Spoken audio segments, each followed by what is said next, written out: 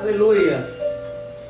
Graça e paz, amados irmãos, graça e paz, amada igreja, graça e paz, amigos que nos acompanham das mais distintas partes do Ceará, do Brasil, talvez do mundo. Grande alegria para nós podermos estar reunidos mais uma vez com você nesse nosso culto de celebração a Deus esse domingo à noite.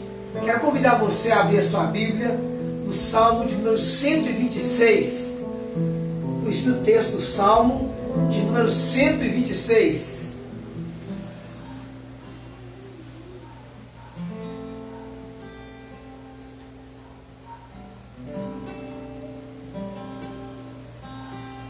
O Salmo 126 diz o seguinte: quando o Senhor restaurou a sorte de Sião, ficamos como quem sonha.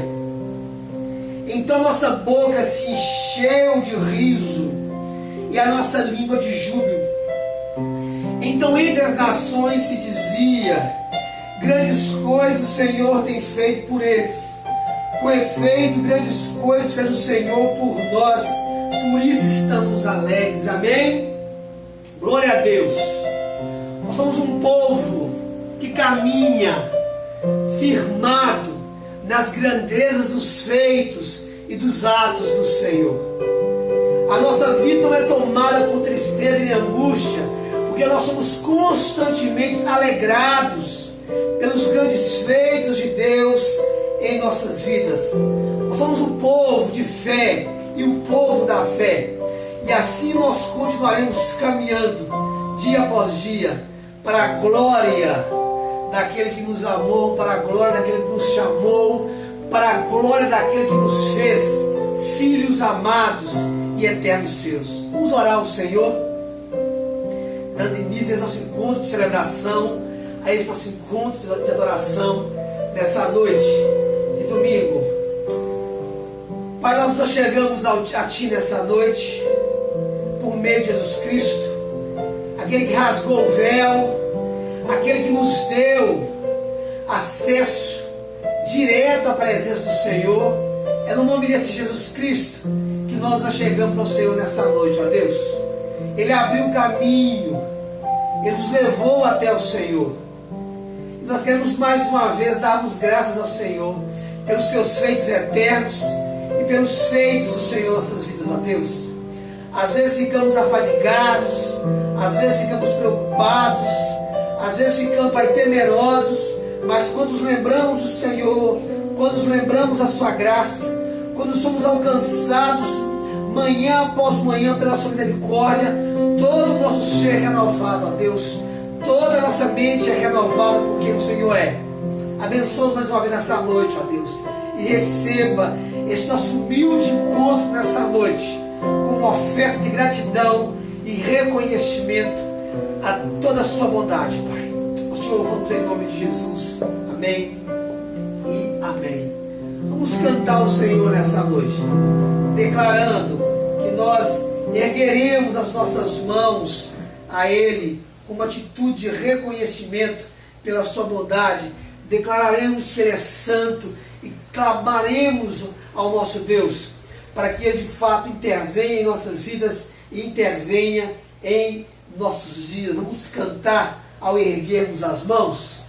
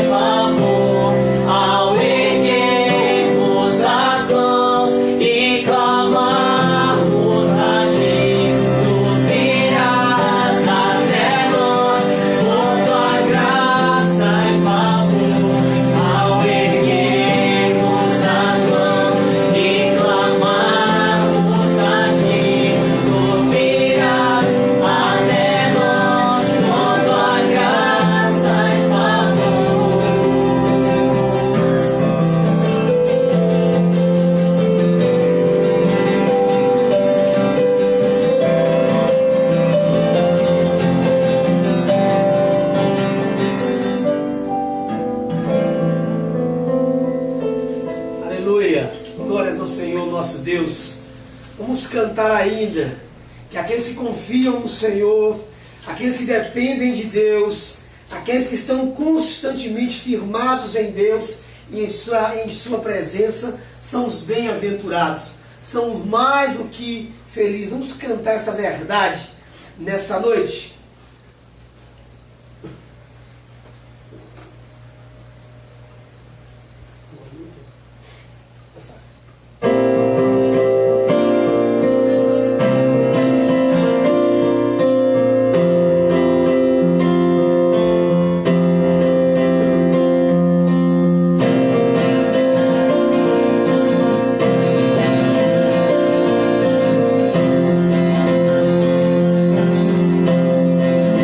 Bem-aventurado é o que está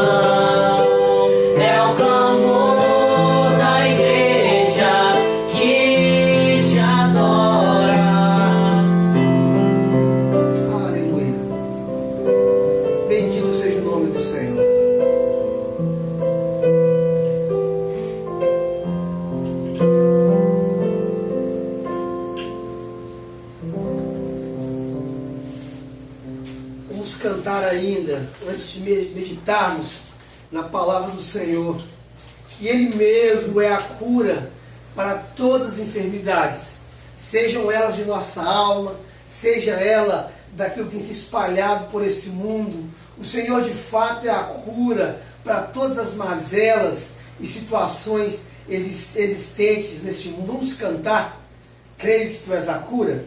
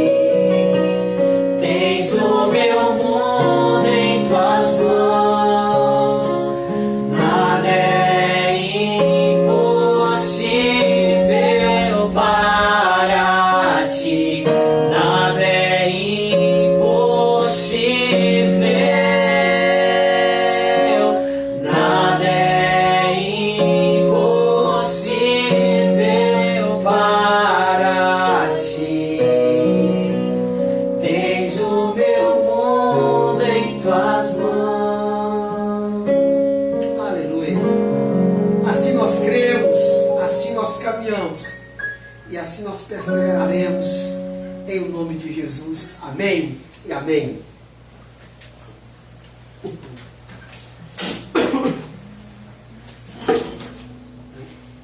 Ficou bonito agora, filho. Amados irmãos, nós iremos agora meditar na palavra do Senhor. Eu quero convidar você a abrir a sua Bíblia no Salmo de número 34. Nós, na terça-feira, iniciamos uma exposição no livro de Salmos.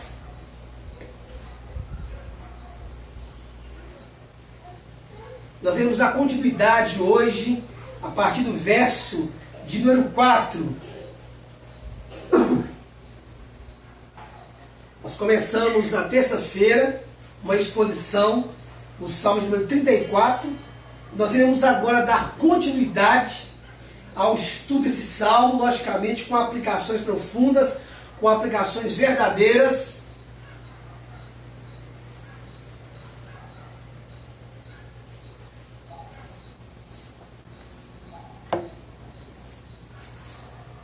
Em nossas vidas.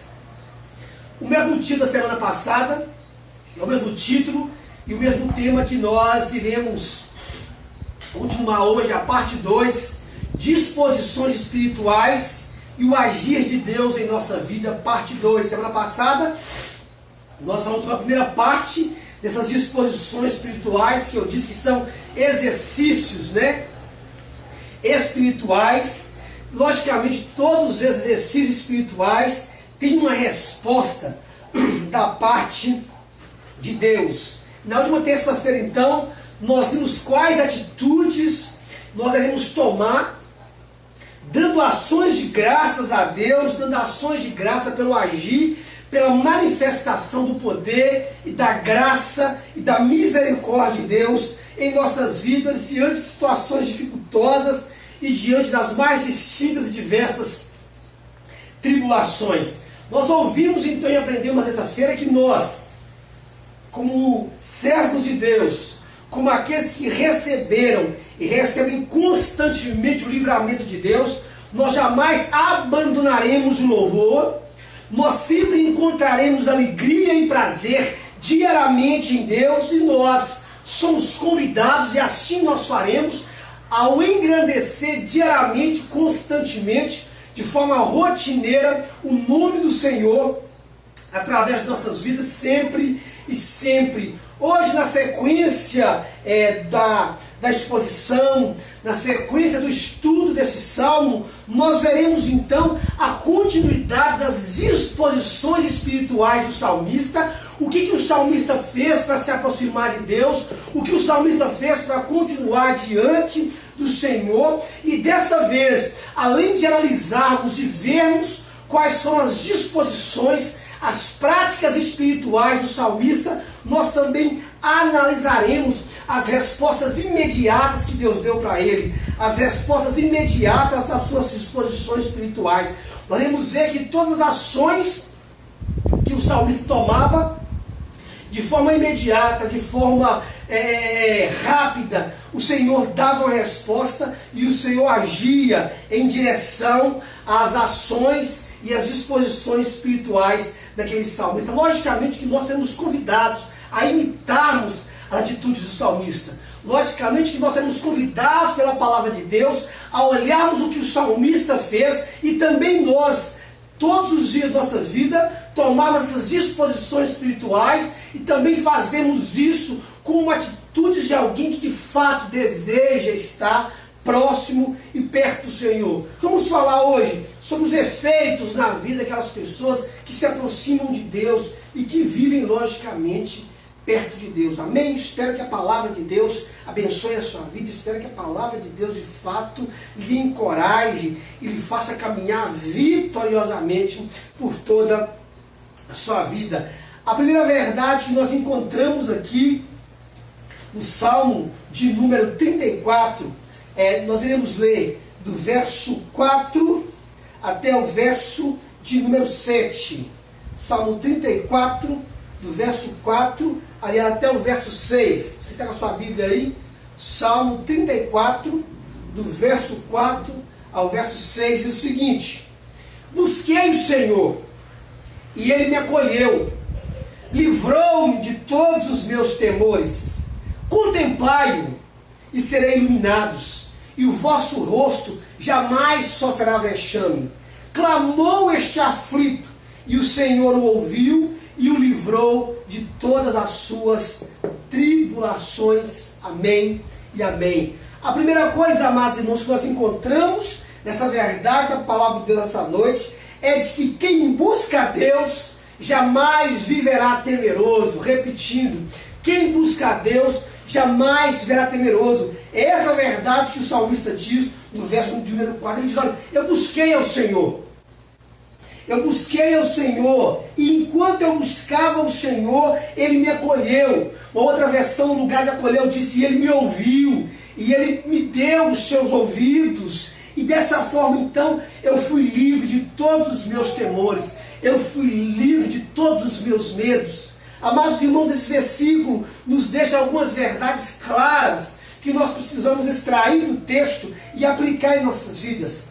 A primeira verdade, interpretando esse versículo de trás para frente, na verdade a segunda parte dele, nós iremos aprender então que certas situações que sobrevêm sobre nós podem sim nos deixar preocupados, podem sim nos deixar temerosos. Isso faz parte que nós somos humanamente. O salmista diz: olha, para ele ser livre dos seus temores, para ele ser livre dos seus medos, ele teve que buscar o Senhor. Então nós entendemos aqui, subentendemos que houve e que existiu na vida do salmista situações que de fato causaram medo nele. Situações que colocaram um certo pavor, uma certa preocupação no coração daquele salmista. Logicamente que nós não precisamos olhar apenas para a vida do salmista, nós podemos olhar para a vista de muitos homens e mulheres, tanto na Bíblia, como na história da igreja, como nos nossos dias comuns, e nós veremos que não é incomum, às vezes, um certo tipo de preocupação, um certo tipo de medo, um certo tipo de temor, às vezes quer tomar e ocupar o nosso coração. Nós veremos, por exemplo, os discípulos da tempestade, tendo que correr até Jesus, preocupados que de fato aquela tempestade pudesse virar aquele barco. Nós vemos, por exemplo, o Senhor tendo que encorajar Josué para tomar a liderança do povo no lugar de Moisés, como nós já lemos aqui no decorrer desses dias, como também nós podemos ver nos últimos dias, Paulo encorajando Timóteo para que ele não ficasse temeroso diante do desafio que ele tinha e que ele recebeu da parte de Deus. Nós enxergamos também a narrativa do livro de Lucas, o apóstolo Paulo, ao falar, na verdade, daquele momento do naufrágio. Posteriormente Paulo narra isso nas suas cartas, como Lucas narra em Atos, posteriormente Paulo narra também nas suas cartas, naquele momento em que o navio em que ele estava sendo conduzido até Roma, quando aquele navio começa a naufragar, Paulo vai dizer ali: nós chegamos a desesperar até da nossa própria vida. Os discípulos de Jesus, quando foram chamados por Jesus, eles ficaram preocupados. Jesus Cristo tenta lidar com esse temor, com esse medo no coração deles. Em Mateus capítulo 6, quando Jesus começa a trabalhar no coração deles, a respeito de como Deus cuidaria deles, os discípulos foram chamados, ficaram preocupados: Senhor, o que vamos comer? O que vamos vestir? Como nós vamos nos sustentar? Então Jesus acalma o coração daqueles discípulos com verdade. Então, nós, como pessoas humanas, ainda que servas de Deus, nós às vezes, dependendo da circunstância que nos cerca, nós podemos sim ficar temerosos. Temor faz parte dessa natureza humana a qual nós estamos ainda, né? Subjugados, essa natureza limitada a qual nós estamos ainda subjugados. Então temores dessa natureza podem sim sobrevir sobre nós, dependendo do tipo de circunstância que apareça diante de nós. E é justamente esses nossos dias que nós estamos vivendo. Eu tenho visto, tenho presenciado, tenho ouvido, tenho conversado com pessoas que também têm sido tomadas por esses temores. Assim como o salmista confessa que os teve, nós também, às vezes, constantemente. Podemos ser afligidos, podemos ser colocados numa situação de temor. Então não se veja como uma pessoa pior do que as outras, ou com uma fé diminuta, ou com uma fé talvez que não tenha nenhum tipo de validade, só porque você às vezes tem que ficar temeroso diante desses dias. Nós podemos ficar temerosos, mas eis a grande verdade que esse versículo nos ensina. Esses temores não podem ser de natureza permanente. Não há nenhuma dificuldade em termos temor, em ficarmos momentaneamente preocupados, porque nós ficamos. A grande verdade que esse verso 4 nos ensina é que ainda que isso nos alcance, que ainda que isso tende a ocupar o nosso coração, nossa mente, eles não podem ser de natureza permanente. O salmista confessa que ficou temeroso, mas ele só ficou temeroso até o momento em que ele buscou o Senhor, até o momento em que ele se aproximou de Deus. Então ele diz, quando eu busquei o Senhor, ele então me livrou de todos os meus temores. Ele foi liberto de todos os medos que aprisionavam e que enclausuravam a sua mente e o seu coração. E glórias a Deus por isso. Os temores de nossas almas, amados irmãos, os temores do nosso coração, os temores que permeiam a nossa mente, só tem espaço e só tem duração até o momento em que nós nos aproximamos de Deus, até o momento em que nós buscamos a presença de Deus, até o momento em que nós nos colocamos diante dEle, porque a partir desse momento, a partir do momento em que nós nos colocamos diante de Deus, a partir do momento em que nós nos entregamos verdadeiramente a nossa vida em dependência de Deus, aí sim, então, como salmista, nós somos libertos de todos os nossos medos, de todos os nossos temores, de todas as nossas preocupações e de todas as nossas ansiedades. Porque quando nós buscamos o Senhor, Ele mesmo nos enche de confiança. Confiança essa extraída do seu imenso e ilimitado poder. Por isso, amados irmãos e amigos, os nossos medos, os nossos temores e as nossas dúvidas do servo de Deus são sempre de natureza temporária, são sempre de natureza transitória. Eles jamais podem ser de natureza permanente. Por isso a afirmação do texto: de quem busca a Deus jamais viverá, ou seja, não terá uma continuidade a uma vida, ou não dará uma continuidade a uma vida de temor. Eu sei, porque eu estou inserido no contexto dos irmãos, nesse contexto de incertezas, e eu sei que esses dias de incerteza, os nossos dias, essas incertezas, esses temores que os nossos dias têm trazido, e têm trazido isso a muitas pessoas, né? Essas situações que têm nos cercar, temores físicos, temores espirituais, temores financeiros, temores futuros. Eu sei que isso, de repente, tem nos colocado diante de algumas verdades duras, as quais nós temos tido que enfrentar, mas diante dessas verdades duras, nós temos duas escolhas. E você tem duas escolhas para tomar diante dessas incertezas que nos cercam diariamente. Você pode continuar alimentando os seus medos, você pode continuar alimentando os seus temores, que com certeza te deixará cada vez uma situação mais difícil, o que te deixará cada vez uma situação mais problemática e mais dificultosa. Você pode continuar alimentando a sua mente, alimentando o seu coração e alimentando a sua alma dia após dia com a infinidade de temores, com a infinidade de preocupações. Ou você pode fazer o mesmo que o salmista fez. E esse é o meu conselho, e essa é a orientação da parte de Deus para cada um de nós. O salmista, o que o salmista fez? O salmista buscou o Senhor. Nós temos duas escolhas. A escolha de continuarmos enclausurados em nossos medos, em nossos temores, ou nós temos a escolha que o salmista fez. E a escolha que Deus nos convida e nos ordena a tomarmos, a buscarmos a Ele. E ao buscarmos a Ele, e ao esperarmos nele, a libertação de todos os nossos temores, com certeza virá. Amém? A segunda verdade que nós traímos nesse texto é de que aqueles que têm os olhos postos em Deus jamais viverão frustrados. Essa é a segunda verdade que esse salmo nos ensina, que aqueles que têm os seus olhos postos em Deus jamais verão frustrados. Olha a verdade que o verso 5 diz: contemplai. Outra versão diz: olhai para ele, coloquem os seus olhos nele. A minha versão diz: contemplai e sereis iluminados.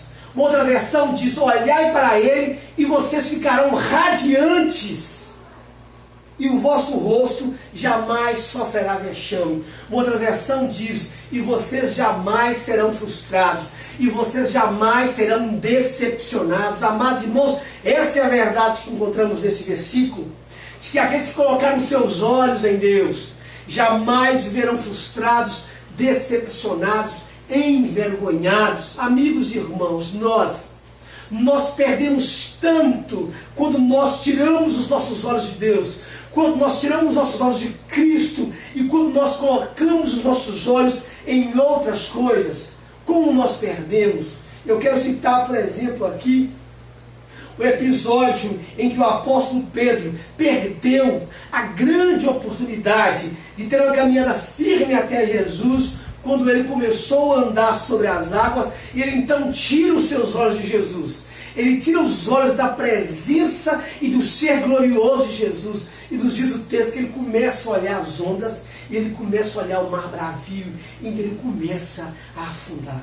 Que oportunidade Pedro perdeu, que oportunidade! Nós também, pela palavra de Deus, como eu citei semana passada, somos ordenados a olharmos constantemente. O texto diz: olhando firmemente. É o que a palavra de Deus diz. Ou seja, um olhar que não sofre nenhum tipo de desatenção. Um olhar que não pode perder a sua atenção ou ser chamado para outro lado. O texto diz: olhando firmemente, constantemente para Jesus. Diz a palavra de Deus, o autor e consumador da nossa fé. Amados irmãos, nós só temos uma escolha novamente diante dessa verdade. Ou nós olhamos para Deus e nós seguimos adiante, ou nós olhamos para as circunstâncias, ou nós olhamos para aquilo que está ao nosso derredor. E a única coisa que nós conseguiríamos ao olhar para o nosso derredor e ao tirarmos os olhos de Deus é termos uma vida de frustração, é termos uma vida de decepção. Olhai para Ele, contemplai, e vocês serão iluminados, e vocês viverão radiante. A questão é, como nós podemos olhar para Deus? Como nós podemos olhar para o Senhor? Como nós podemos contemplar Deus, como somos ordenados pelo salmista? Amados irmãos, a Bíblia nos revela como nós podemos fazer isso. Por exemplo, nós encontraremos no Salmo de número 19, uma das declarações que todas as vezes que eu estou no mar, ou estou diante do vislumbre da natureza. Ontem pela tarde, por exemplo, eu fui aqui na entrada do Parque Nacional de Jericoacoara, passear um pouco com eles e com a Rose. E logo na entrada do parque nós contemplamos aquele parque bem verde e uma lagoa bem tranquila, não tinha ninguém ali. Quando eu contemplei toda a imensidão daquele parque, com as suas dunas, o céu limpo, o sol querendo se pôr, colorindo o céu, quando eu vi aquela lagoa, toda aquela vida ali, e nesses momentos, nos momentos que eu estou no mar, no meio da praia, ou quando eu contemplo o céu, esse salmo vem na minha mente. Salmo 19. Os céus declaram a glória de Deus, e o firmamento anuncia as obras das suas mãos. Amados irmãos, pela palavra de Deus, então, nós encontramos uma forma de contemplarmos, de enxergarmos e de vermos o ser de Deus. E nós vemos isso de duas maneiras. Nós conseguimos contemplar e enxergar o ser de Deus por meio da sua palavra revelada. Nós conheceremos os atributos de Deus, nós conheceremos os adjetivos que são lançados ao ser de Deus, nós conheceremos a forma como Deus age com a humanidade, com as pessoas, por meio da sua palavra. Então, quando nós estamos contemplando a palavra de Deus por meio do estudo diário, por meio de ouvir a sua palavra, por meio de uma pregação, nós conseguimos então contemplar o ser de Deus, nós estamos olhando para Ele. Nós não conseguimos vê-lo fisicamente, mas nós conseguimos ver a sua ação misteriosa e ao mesmo tempo real. E nós também conseguimos ver e contemplar o ser de Deus por meio de tudo aquilo que foi criado, por meio da sua obra criada. Quando olhamos para os céus, nós contemplamos a glória de Deus.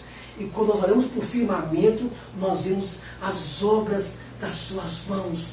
Amados irmãos, por meio dessas duas coisas, nós conseguiremos ver a grandeza, nós conseguiremos ver a majestade, nós conseguiremos ver o poder, nós conseguiremos ver a glória, nós conseguiremos ver as muitas e infalíveis promessas de Deus. Nós conseguiremos contemplar o agir constante e rotineiro de Deus sobre as nossas vidas. Alguém que vive em contemplação diária do ser de Deus, alguém que vive em contemplação constante do ser de Deus, ele não pode ser envergonhado.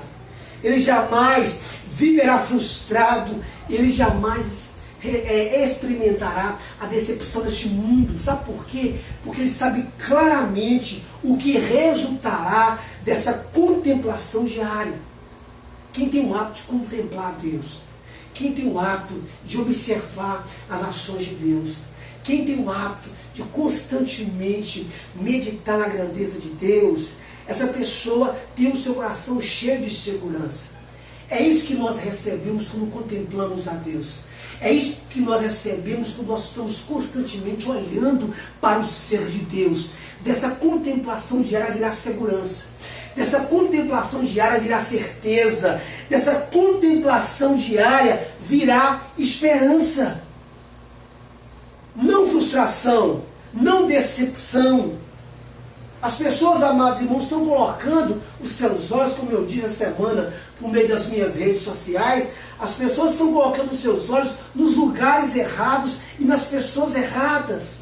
Nesses nossos dias, têm colocado os seus olhos nas informações televisivas da internet, que tem, na sua grande maioria, a maior intenção de causar caos em prol de interesses particulares e próprios do que informar verdadeiramente a população.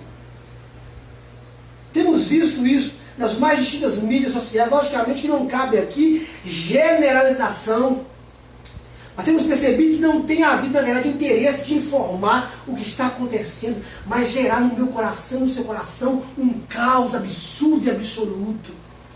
Então as pessoas têm colocado os seus olhos na televisão, os anúncios da televisão, os anúncios da internet, têm colocado os seus olhos nas pessoas que não conhecem e que não temem a Deus, e muitos de vocês têm tomado as pessoas como aqueles que são dignos de guiar o seu coração e a sua mente.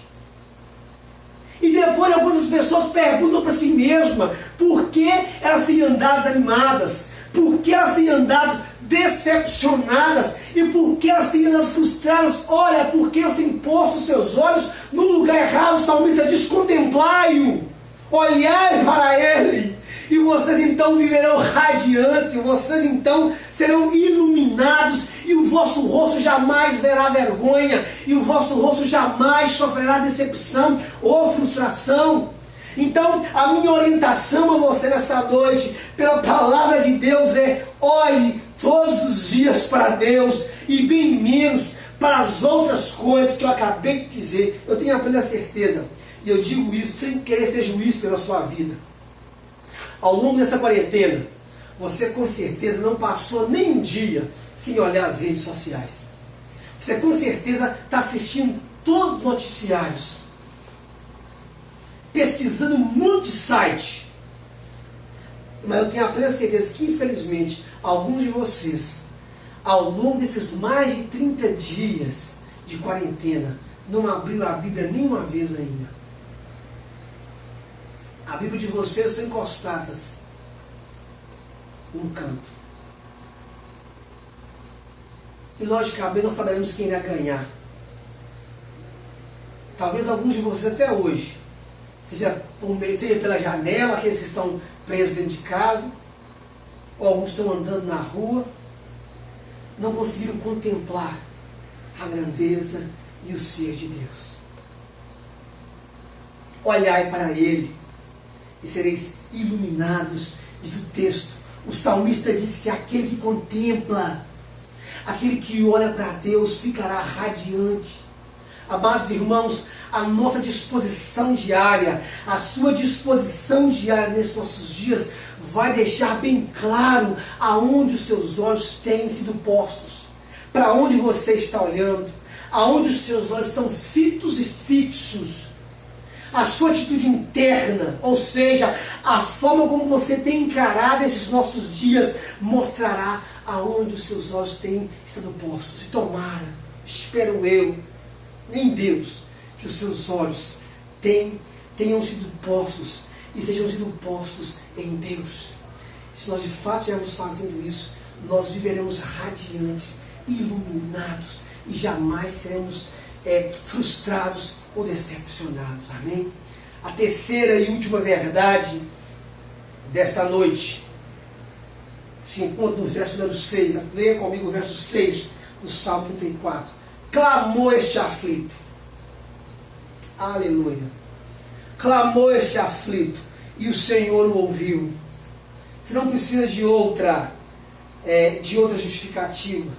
Você não precisa de outro motivo para levar você até o Senhor, para colocar você de joelhos diante do Senhor, a não ser o simples fato de que Ele vai nos ouvir. O texto diz: clamou este aflito e o Senhor o ouviu e o livrou de todas as suas tribulações.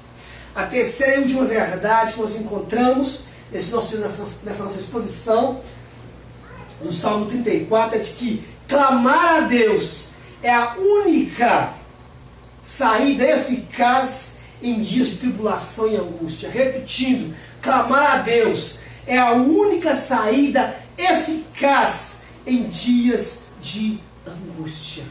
Clamar a Deus. Uma das coisas maravilhosas desse texto, amados irmãos, é que o salmista não está narrando a experiência de uma outra pessoa. Ele está narrando aquilo que aconteceu com uma pessoa que ele viu, que ficou sabendo. O salmista está narrando, na verdade, algo que aconteceu com ele mesmo.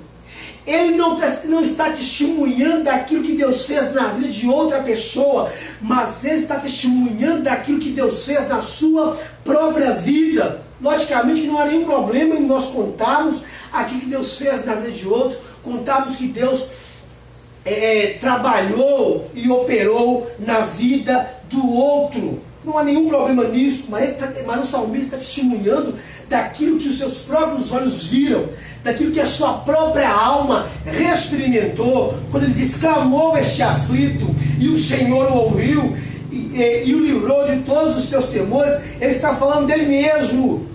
Ele testemunha daquilo que os seus olhos viram, daquilo que a sua alma experimentou de forma profunda e real.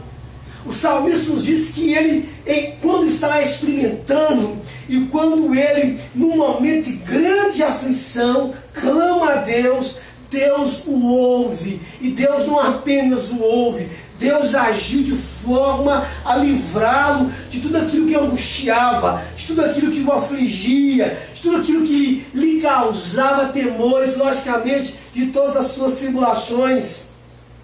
Os irmãos não conseguiram então perceber a resposta, o agir direto de Deus àquela disposição espiritual do salmista? O verso 4, o salmista busca. No verso 5, o salmista contempla. E agora no verso 6, o salmista clama. Eu confesso, amados irmãos, como aqueles que me ouvem já há muitos anos sabem desse meu posicionamento, eu confesso o meu ceticismo em grande parte com todos os profissionais e com todas as ciências que envolvem a chamada área da análise da mente e da alma humana.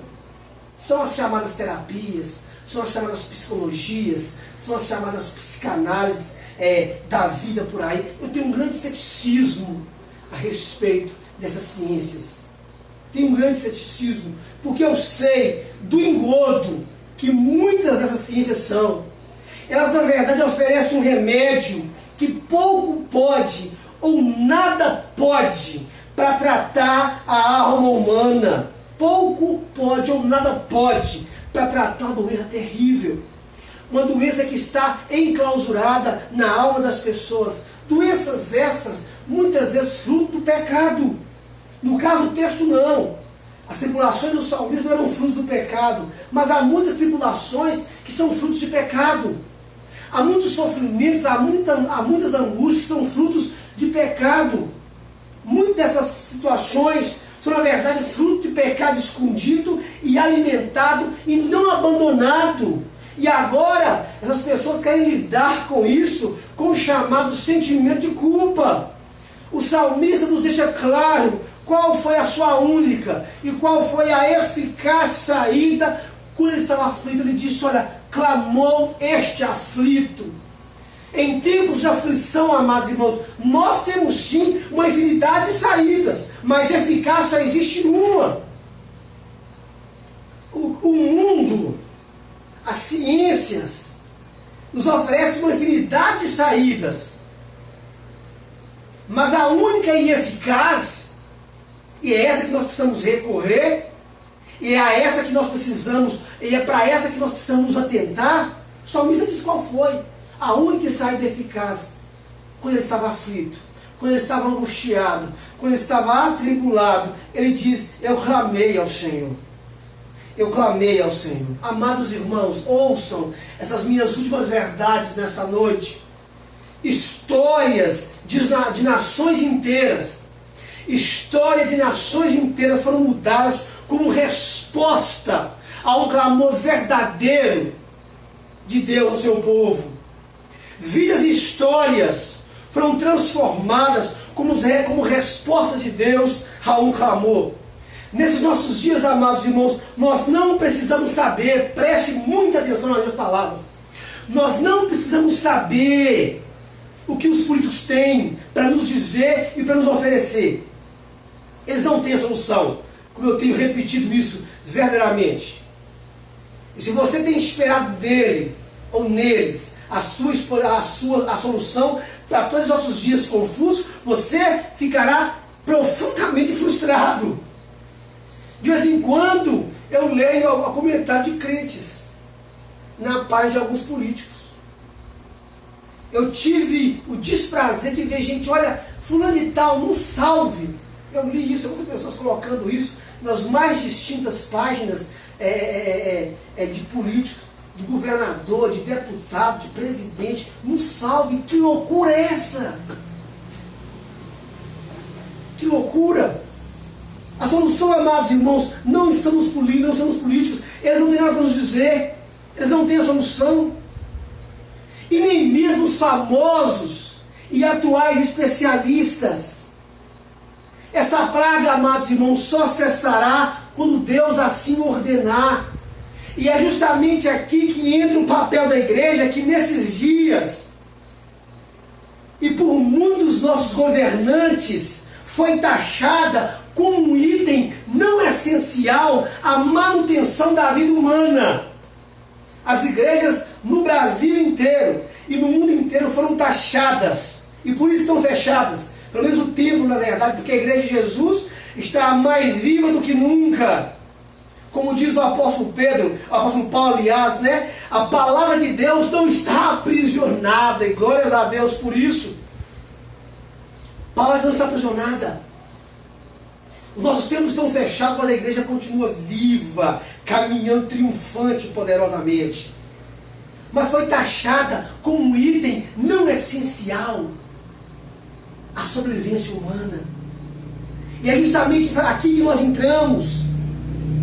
Nós, como igreja, somos convidados e nós precisamos clamar a Deus, porque com certeza Deus responderá de forma favorável a um clamor verdadeiro que emanará do coração do seu povo, O Senhor com certeza fará algo em resposta ao clamor do seu povo, em resposta a uma súplica sincera e verdadeira do seu povo. Nós temos essa garantia, não pelas palavras do pastor Rodrigo, mas pelas palavras do próprio Deus. Olha o que Tiago vai nos dizer. Tiago, instrumentalizado pelo Espírito Santo de Deus, escreveu: muito pode, muito, amados irmãos. A Bíblia diz que muito, não um pouquinho, não uma pequena parcela, não alguma coisa. O texto diz: muito pode, por sua eficácia, a súplica de um justo. E aí ele usa o exemplo do profeta Elias. Ele faz questão de deixar claro que Elias não era ninguém especial, que Elias era alguém como eu e você. Ele diz: Elias era um homem semelhante a nós, sujeito aos mesmos sentimentos. Quando o Tiago diz isso, ele diz: nós precisamos fazer como Elias fez. Elias, sujeito aos mesmos sentimentos. Tiago continua: ele orou, e orou com instância. O que é instância?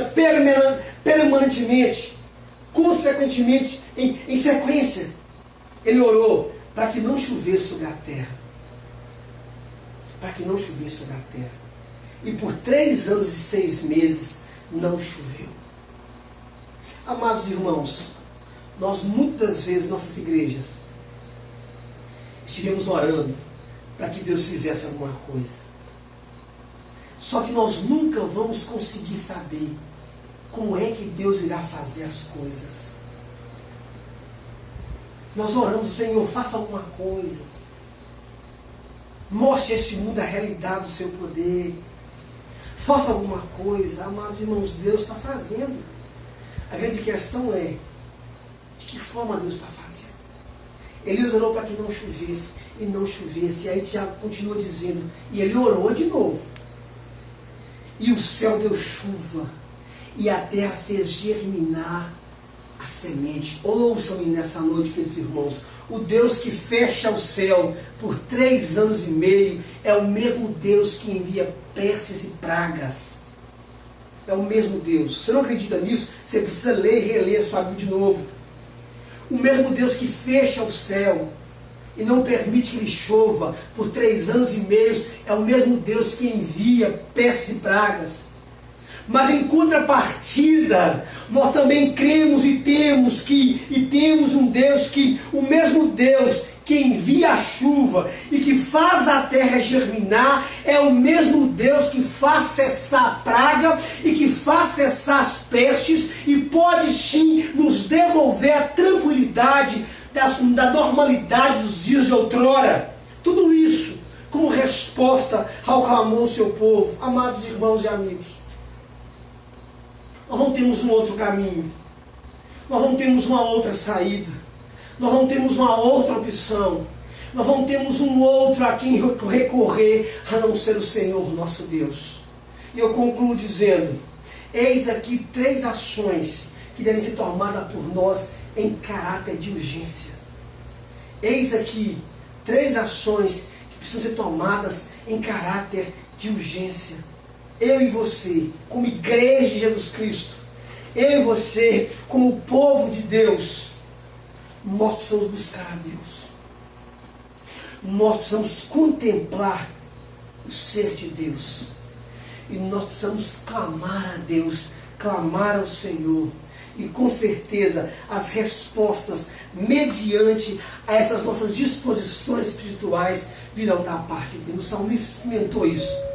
E o salmista nos convida a fazermos isso. Nós precisamos fazer isso, amados irmãos. E com certeza nós seremos livres dos nossos temores. Seremos livres da decepção e da vergonha. E nós seremos livres de toda angústia, de toda tribulação diante de nós. Amém?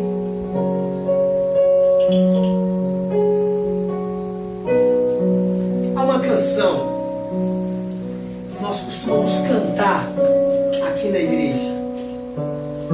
Canção essa que eu gosto muito, que diz que nós podemos clamar, Nós podemos clamar porque temos a certeza de que mediante o clamor nós jamais iremos naufragar. Você conhece essa canção? Você conhece a verdade? Cante comigo, né? Posso clamar. E ao término dessa canção, nós iremos fazer e ter um tempo de clamor ao Senhor. Nós iremos clamar ao Senhor. Nós iremos obedecer o que o Senhor nos ordena a fazer nessa noite. Oraremos pelas autoridades. Oraremos pelos nossos governantes. Oraremos pela sua família. Oraremos pelo seu sustento diário. Oraremos pelos seus negócios. Oraremos pelas igrejas do Brasil. E oraremos por todas as nações, no nome de Jesus. Vamos cantar primeiro. Posso clamar.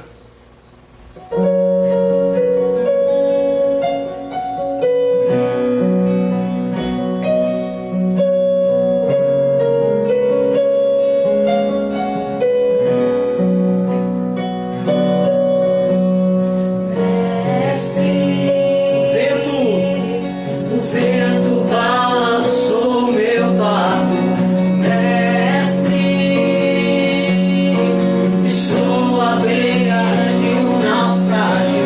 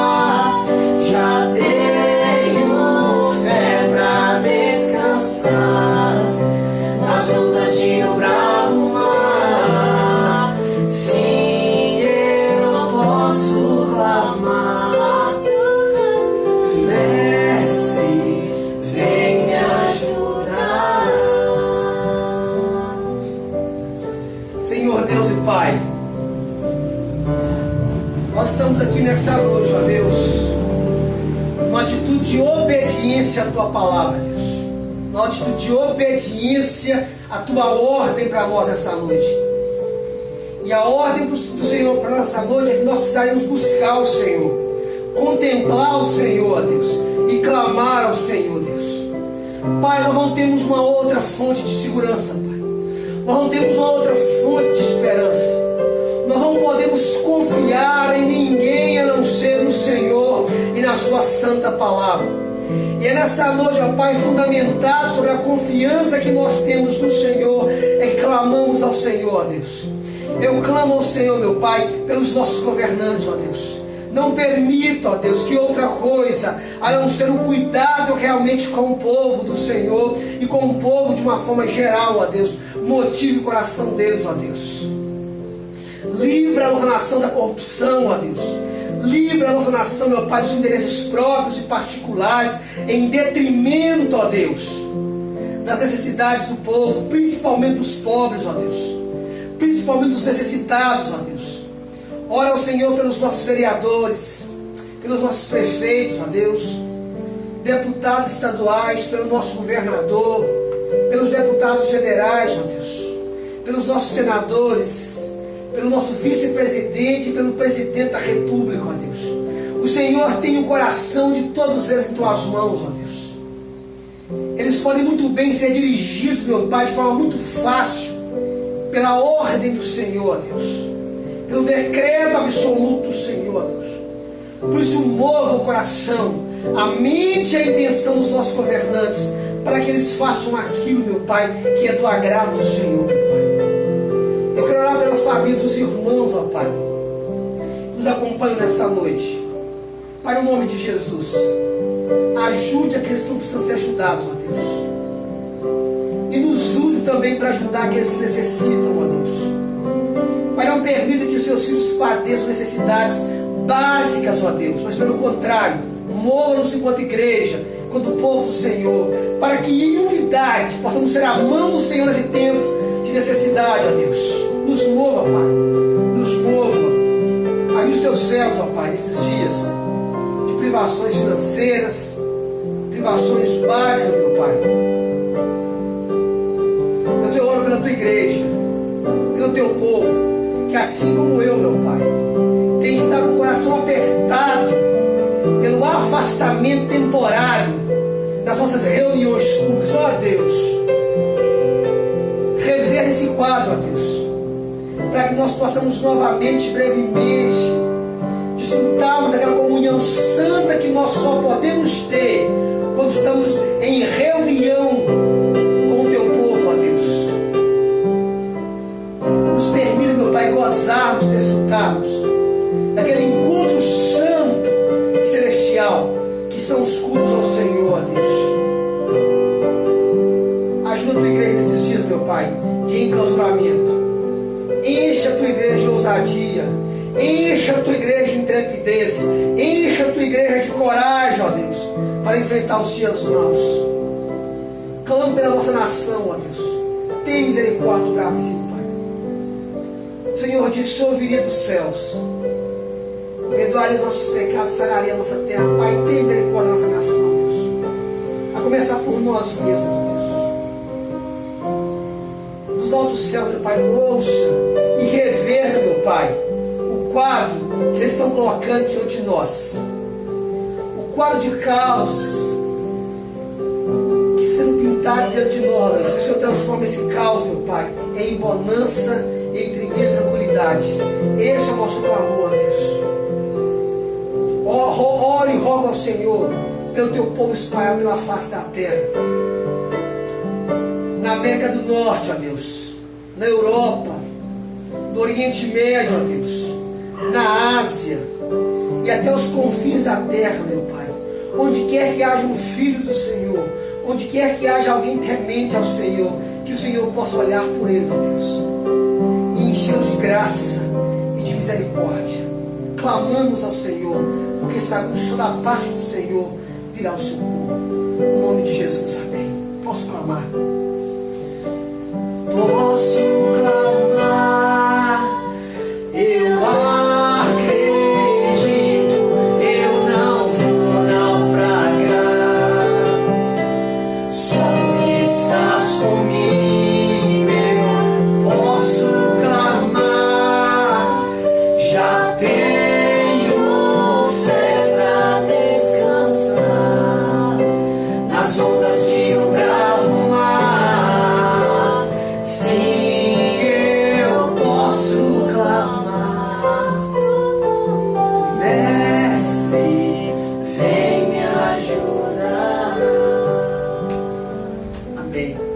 Nós esperamos em Deus. Nós esperamos em Deus, amados irmãos, a ajuda e o socorro. Não apenas hoje, não apenas nesses nossos dias, mas por toda a nossa vida. Amém? Que o Senhor Deus te abençoe.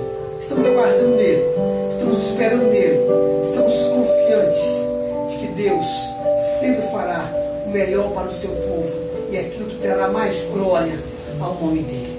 Que Deus te abençoe e uma semana abençoada. Nos encontraremos aqui novamente na quarta-feira, na continuidade do estudo, da meditação e da aplicação em nossas vidas do Salmo 34. Que Deus te abençoe poderosamente, em nome de Jesus. Amém.